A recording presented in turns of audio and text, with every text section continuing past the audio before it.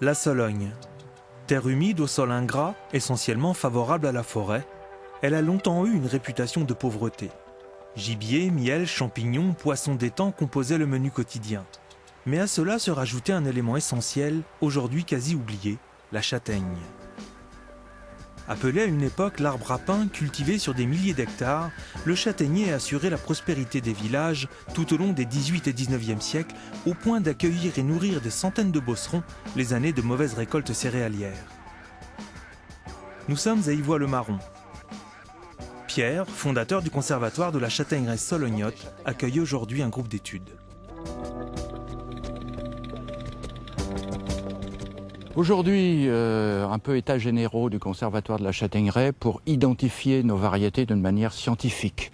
C'est-à-dire qu'on fait appel aux compétences d'un castagnologue du Berrichon qui a l'expérience des variétés locales pour appliquer une méthode qu'il a déjà appliquée pour essayer que la connaissance traditionnelle qui passe de bouche à oreille devienne une connaissance scientifique. À éplucher. On a sur la commune entre 800 et 1000 châtaigniers identifiés, encore 150 ou 200 qui sont productifs, donc des arbres vénérables jusqu'à 8 mètres de circonférence. Donc c'est des arbres qui sont acclimatés depuis 300 à 400 ans, donc ça a un intérêt pour les générations futures. Imaginons Ivoix-le-Marron, voilà 2 siècles. 5000 châtaigniers sur 600 hectares. Greffés, puis plantés tous les 17 mètres, ils accueillaient entre eux des pommiers, du seigle ou du blé noir. Cet immense verger a disparu. Il ne reste plus que des parcelles éparses, entretenues par des passionnés attachés à l'identité du lieu, mais aussi conscients des intérêts biologiques et économiques. En tant qu'apiculteur professionnel, le châtaignier nous intéresse pour sa floraison, sa production de nectar. Dans région centre, le miel de châtaignier représente à peu près 25% de la production totale. Donc c'est très loin d'être négligeable, c'est une production de miel très intéressante. Et ce qui peut être intéressant justement, c'est d'ajouter en fait à la production de miel la production de la châtaigne qui est complètement compatible avec l'emploi du temps de l'apiculture. Pour aller.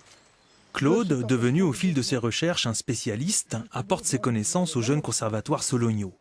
Dans le Berry, il a dénombré 18 variétés de châtaigniers. À Ivoix, déjà 6 sont répertoriées. Chaque variété a son importance, d'où l'idée de les conserver. Le conservatoire va surtout servir à garder un exemplaire des anciennes variétés. Et ça peut servir après pour créer de nouvelles variétés. Créer de nouvelles variétés, c'est l'objectif de la pépinière du conservatoire. 150 jeunes châtaigniers issus de Sologne, qualité garante de leur adaptation, serviront de porte-greffe. Un châtaignier, c'est comme un pommier. Quand c'est sauvage, ça produit un peu n'importe quoi et des choses pas nécessairement très comestibles.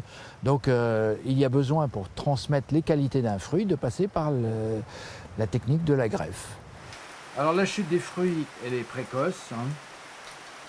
Le nombre de fruits moyen par bogue. Le recensement commence. Position GPS, sol, caractéristiques, mesures physiques, photos, tout ce qui peut permettre d'établir qu'il s'agit bien d'une variété est consigné. Ces variétés peuvent avoir aussi un intérêt, un goût différent, une aptitude particulière pour un produit transformé. Et à partir de là, on peut créer de l'économie non délocalisable, puisque c'est des produits de terroir qui sont ancrés dans leur terroir, qui sont parfaitement adaptés aux conditions locales, aux conditions climatiques, aux conditions de sol. Et les gens ont souvent le savoir-faire pour les mettre en valeur. Le conservatoire devrait permettre de mieux cerner et protéger ce patrimoine fruitier sologno. Comme l'Italie, le Portugal ou plus proche l'Ardèche, la Sologne pourrait peut-être devenir productrice de châtaignes, produit alimentaire de premier choix. Dans tous les cas, qu'ils soient économiques ou écologiques, les enjeux autour du châtaignier auront une véritable influence sur le paysage de Sologne.